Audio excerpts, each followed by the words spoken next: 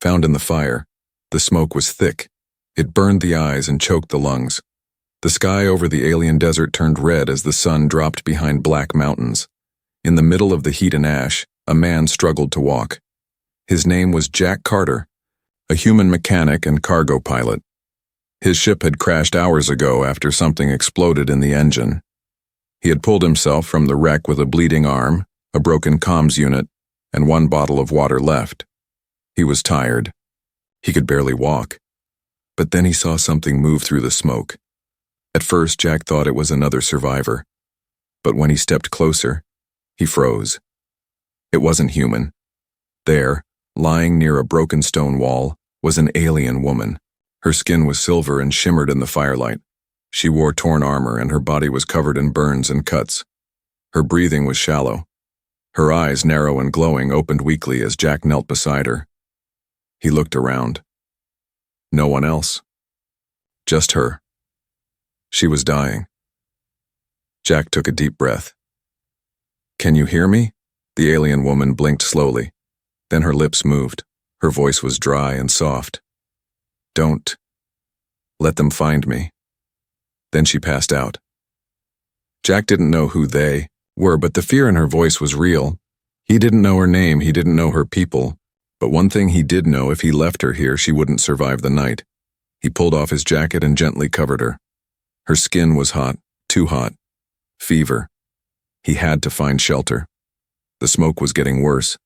Jack dragged her weak body behind some rocks.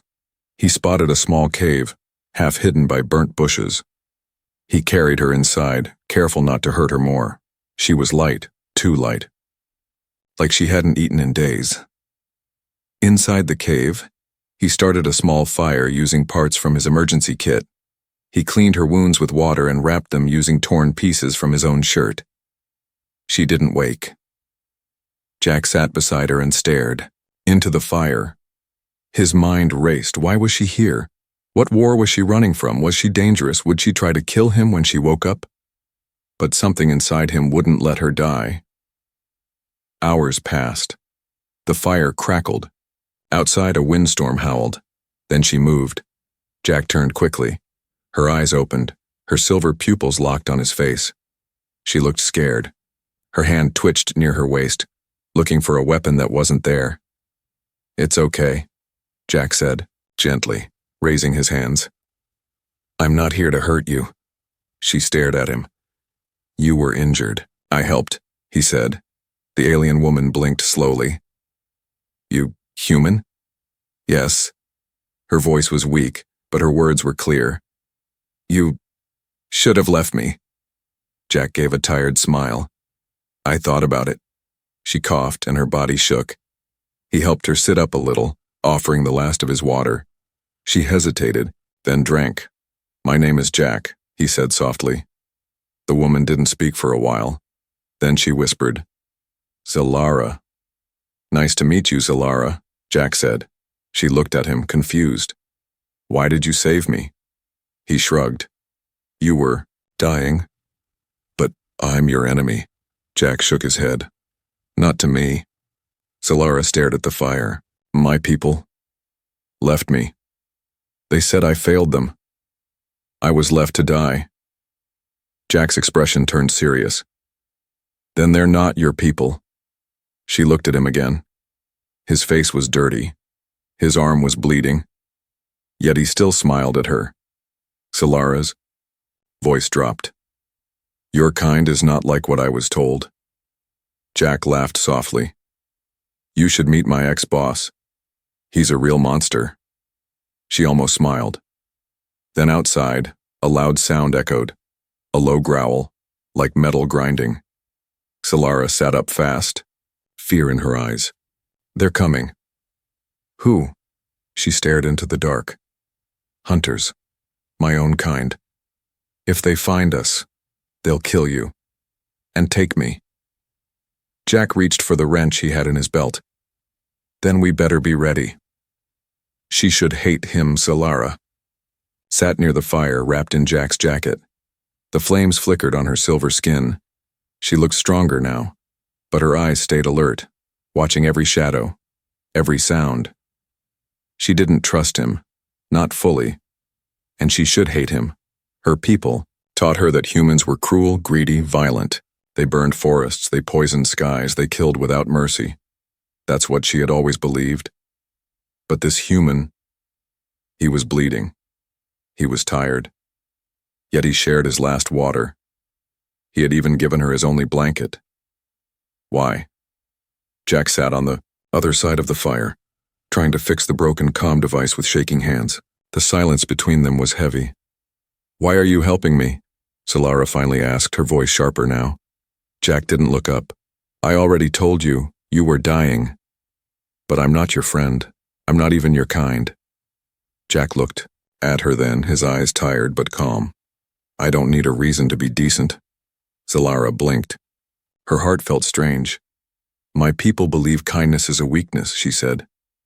"Especially to outsiders." Jack gave a dry laugh. "Maybe that's why you were left behind." She stared at him, almost offended. But deep down, she knew he was right. Suddenly, a sound echoed outside the cave, a soft pulsing hum. Solara's breath caught. "Hide the fire." Jack quickly smothered the flames. Darkness fell around them. Solara crawled toward the edge of the cave and peeked through the rocks. In the distance, floating above the ground, were 2 alien scouts, tall, thin, and glowing blue under the night sky. They were scanning the ground with bright searchlights. "They're looking for me," she whispered. "They want to make sure I'm dead." Jack crouched beside her. "Why? What did you do?" "I refused an order. I chose mercy in battle. I let civilians escape." Jack frowned. "So, they tried to kill you for that?" She nodded. "Honor, above all. Even if it means killing your own," he whispered. "That's not honor, that's madness." Solara looked at him, her voice low and uncertain. "I've been trained to hate humans since I could speak, but now I'm hiding beside one, and I feel safer here than I ever did among my own." Jack didn't know what to say. The scouts moved away. The lights faded. Inside the cave, the fire was gone. Cold air crept in. Jack shivered. Solara noticed. Quietly, she moved closer. Her body gave off gentle heat, one of her species' natural traits. Jack looked surprised. "You don't have to," she interrupted. "You shared your warmth. Now I share mine." They sat side by side, not talking, just listening to the quiet wind and their slow breaths. For the first time, Jack saw her not just as an alien, but as someone scared, hurt, abandoned, like him. "Do you have a family?" he asked softly. Solara didn't answer for a long time. Then, "A younger brother. They told him I died. He cried during the ceremony." Jack looked down. "I had a sister. Lost her to the war. She was just a medic." Solara's expression changed. "I'm sorry." He gave a small smile. "Me too." Later that night, Jack pulled out a small pouch. Inside were dry food cubes. "Not great," he said, handing one to her. "Tastes like cardboard." She sniffed it, then took a bite. Her eyes widened. "This is actually not bad," Jack laughed. "Then your food must be awful." Solara smirked. "It is." For a brief moment, they weren't enemies. They weren't from different species. Just 2 tired souls sharing bad food and worse memories. But deep down, something else had started to grow. A strange warmth neither of them fully understood. And that night, as the stars returned to the black sky, Solara whispered into the quiet, "You saved me, human. By my culture's ancient law, I owe you my life." Jack, half asleep, mumbled, "Don't worry about it." But Solara stared at him. "That means I may have to become your mate." Jack's eyes opened wide. "Wait, what?" "The law of life." Jack sat up straight. His heart was racing. The cave was dark, the fire was cold, but Solara's words burned like flame. "I may have to become your mate." He looked at her, stunned. What do you mean by that? Solara didn't blink. Her face was calm, but her eyes were serious. You saved my life. You gave your food, your warmth, and risked your safety. By my culture's ancient laws, I now belong to you. Jack blinked twice. Belong? That sounds like some old fairy tale. It's not, she said. It's called a life bond. In my people's law, if one is saved from death and the savior asks for nothing in return, the one who was saved is bound to them, for life. Jack leaned back against the cave wall, rubbing his face. That's crazy. I didn't do this to own you. I know, she said softly. That's why the law is absolute. Because only true sacrifice creates the bond. Jack let out a long breath. And this bond, what does it mean exactly? Solara hesitated. I would become your mate, your protector, your companion. In the old days, your wife. Jack nearly choked. This just keeps getting weirder. The silence grew heavy. Solara finally looked away. But you don't have to accept. Jack stared at her. Wouldn't your people punish you if you don't follow that law? She gave a bitter smile. They already left me to die. I've broken enough rules to be considered dead anyway. Jack's voice softened. Then why bring it up at all? Because I still believe in honor, she said. Even if they don't. Morning came slowly. Outside, the sand had cooled. A pale, green sky stretched over the dunes. Jack and Solara packed their few supplies, half a food cube, a broken compass, and a water pouch with 2 drops left. We need to find shelter, Jack said. And a working comm tower. My ship's beacon is dead. There's an abandoned outpost 2 clicks east, Solara offered. Old war station. My people used it once. Will we be safe there? She paused. From the wilds, yes. From my people, I don't know. They started walking. The desert air was dry, but the wind was calm. Jack limped from his leg wound, and Solara stayed close to support him. As they walked, she watched him. This human. He was nothing like she expected. He didn't speak cruelly. He didn't try to touch her. He didn't brag. He simply helped. And yet, he made her feel something dangerous, something warm, something she wasn't trained to feel. At midday, they reached the old outpost. It was made of steel walls half buried in sand. Some doors were broken. One side looked burned. Inside, Jack found a working power cell and an old comm dish on the roof. We might be able to call for help, he said, setting up the signal. Might take a day or 2. Solara walked the halls, touching the walls gently. This place was once full of soldiers, now it's a grave. Jack looked around. Funny. It feels peaceful. That night they sat in the dusty control room. Jack fixed his bandages. Solara sat beside him, her fingers playing with a small, metal ring she'd taken from the outpost floor. He finally asked, Do you still believe in that life bond stuff? She looked at him slowly. Yes, even more now. Jack met her eyes. And if I said, I don't believe in owning anyone, Eileen smiled. Then you are already worthy of the bond. Suddenly the comm dish beeped. A signal. Jack rushed to the controls. Someone picked up the call. But Solara's face changed. It's not human tech. A moment later, a voice came through the speaker, harsh, deep, and alien. Solara, we know you're alive. Surrender now or we'll destroy everything around you. Jack froze. Your people found us. Solara stood tall. They're not my people anymore. Fugitives of the sky, the alien voice echoed through the broken walls of the outpost. Solara, we know you're alive. You are now marked for death. Come out, or we will burn everything. Jack stepped back from the console. They really don't mess around, huh? Solara's jaw tightened. She moved to the window, her eyes scanning the sky. Far in the distance, small dots floated in the clouds, hunter drones, fast, ruthless, programmed to kill without asking questions. They sent bloodseekers, she whispered. My old unit. Jack frowned. Friends of yours? Once, she said coldly. Now they'd rather see me burn than live with honor. Jack grabbed the small pack in his wrench. Then we don't wait around, we move. Solara stared at him. You could leave, they're not hunting you. Jack shook his head. They will if they see me. And besides, I don't leave people behind. She blinked. That sentence, so simple, meant more to her than she wanted to admit. The two slipped out the back of the outpost just as the drones began scanning the roof. Through the sand and sharp stone, they climbed down a ravine. The air was hotter than before. The sun was brutal, but they kept moving. Solara led the way now.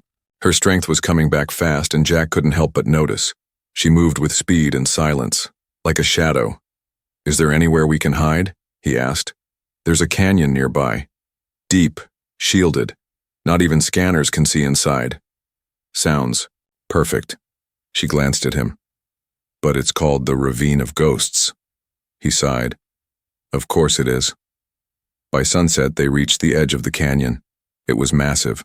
Sharp cliffs, twisting paths, and glowing blue vines that pulsed with soft light. Jack stared down.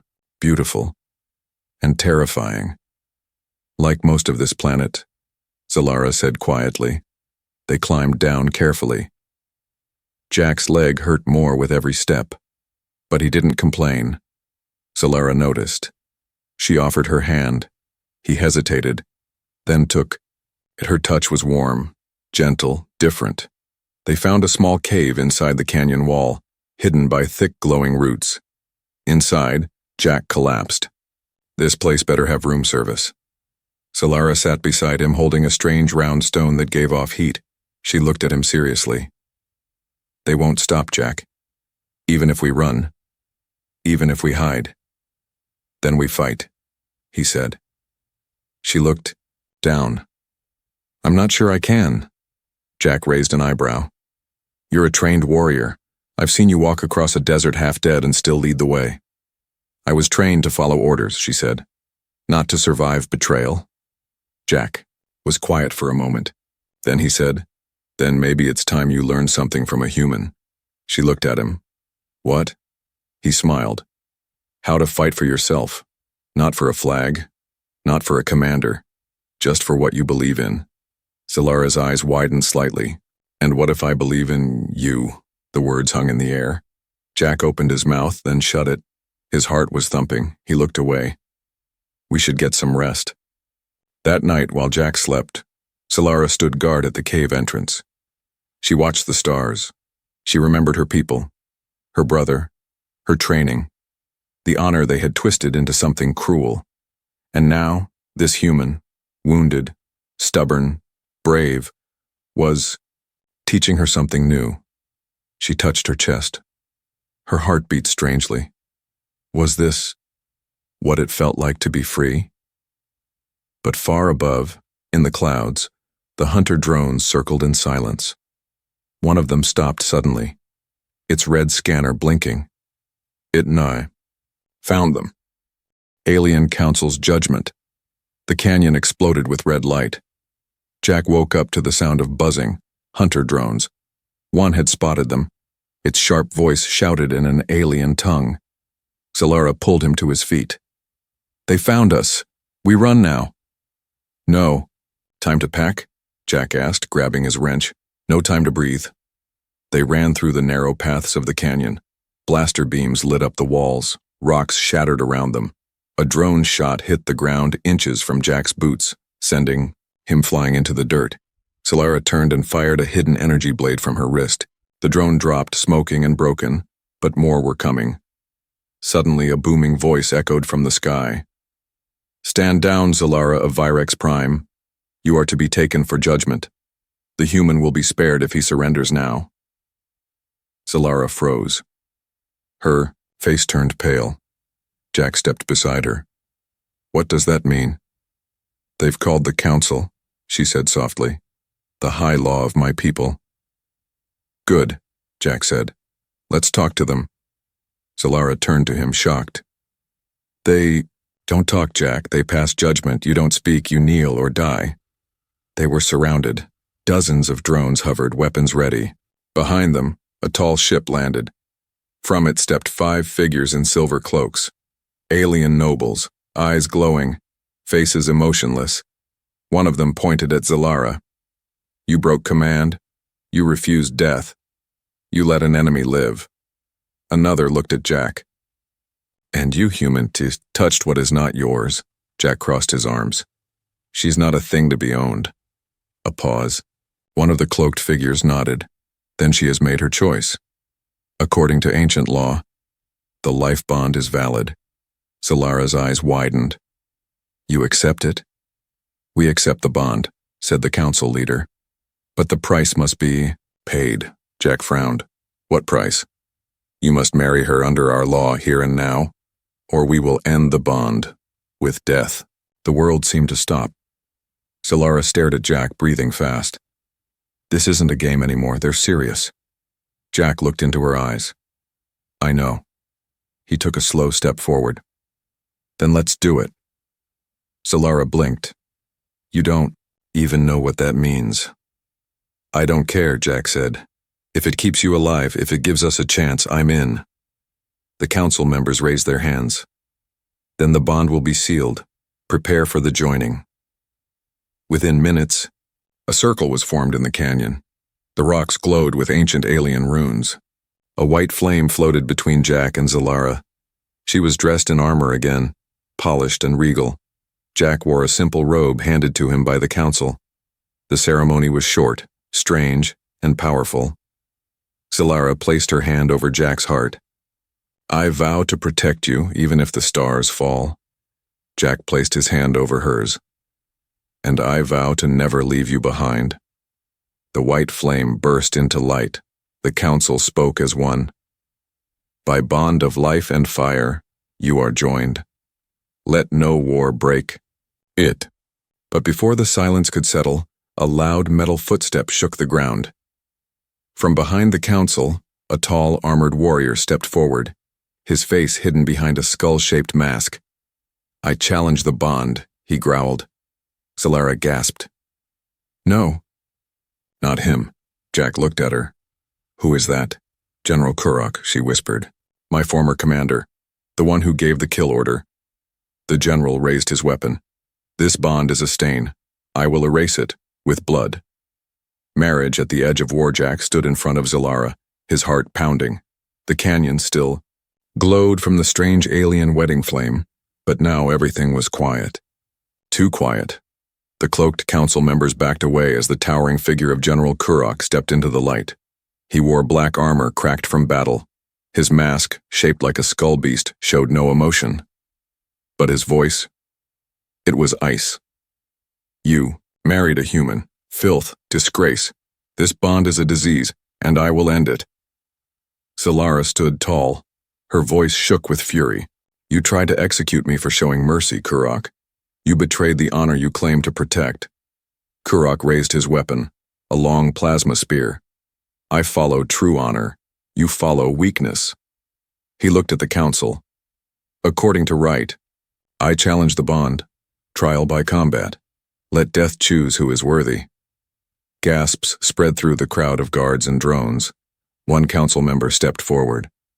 You are permitted to challenge, but if the human wins, the bond shall never be questioned again. Zalara turned to Jack, panic in her eyes. Don't. He's killed hundreds. You're not a warrior. Jack looked at her gently. Maybe, not your kind of warrior. But I'm done running. They handed Jack a ceremonial blade. Old, heavy, alien. He could barely lift it with one hand. Kurok's spear gleamed in the red canyon light. The circle was drawn. Silence. Then, the battle began. Kurok charged fast, slashing like lightning. Jack ducked, barely avoiding a strike that could have split him in half. He rolled across the sand, coughing as dust filled his mouth. Zalara screamed, but the council stopped her. He must fight alone.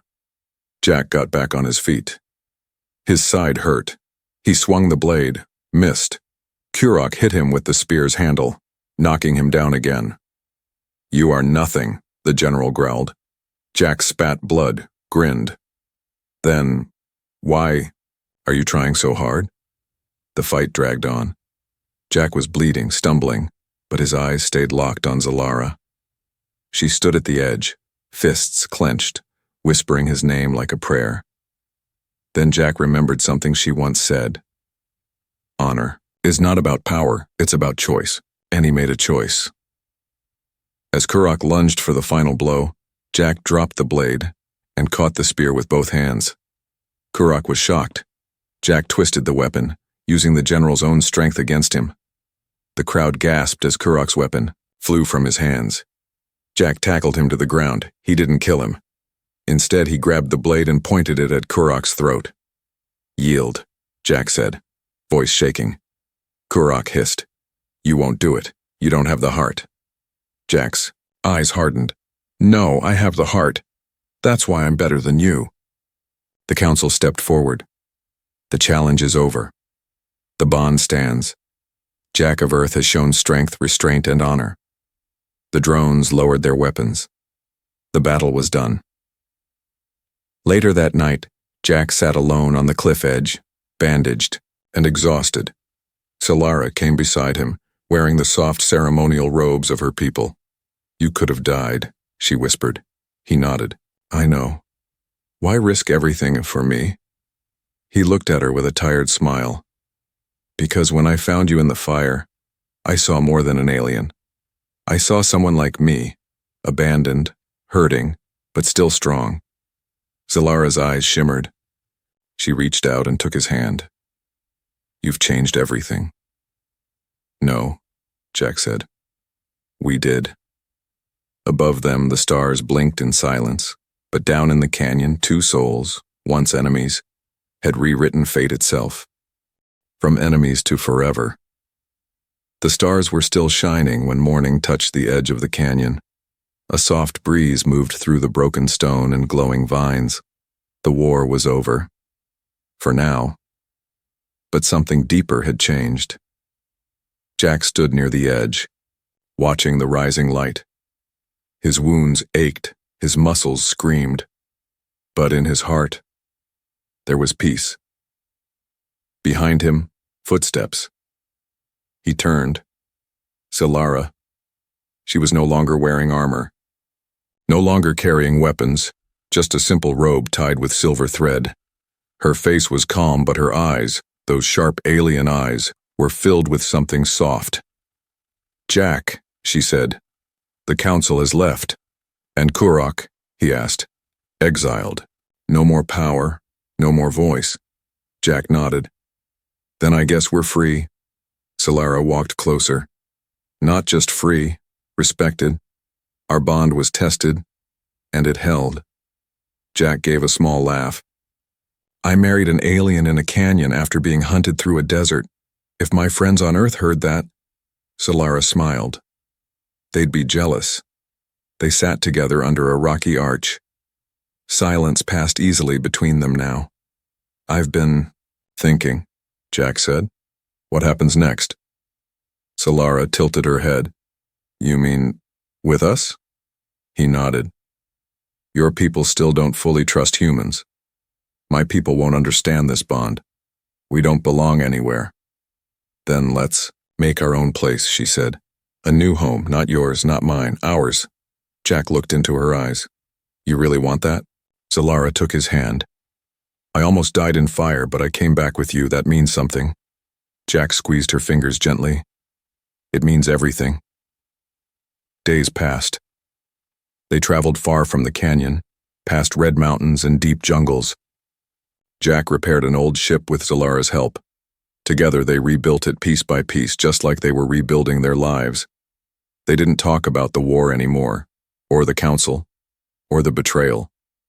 They talked about stars, dreams, and how strange it was that two enemies became something more. One evening they landed near a quiet moon, a green world untouched by war. Peaceful skies, warm rivers, a perfect place for a new beginning. There they built a home from stone and metal, small at first, but filled with light. Sometimes, they laughed about how it all started, with smoke, fire, and a nearly dead alien in the sand. Sometimes they simply sat in silence. Two hearts once from opposite worlds now beating side by side. One night Zalara stood under the twin moons watching the stars. Jack came behind her, wrapping his arms around her waist. "I used to believe your kind had no soul," she whispered. Jack rested his head on her shoulder. "And I thought your kind had no heart." She turned to face him. "Looks like we were both wrong," she said. He kissed her forehead. "Glad we were." And so, the story of a dying alien woman and a stubborn human man became something the galaxies would whisper about for generations. Not just a bond by law, not just a marriage by culture, but a love born in fire that refused to burn out. The end.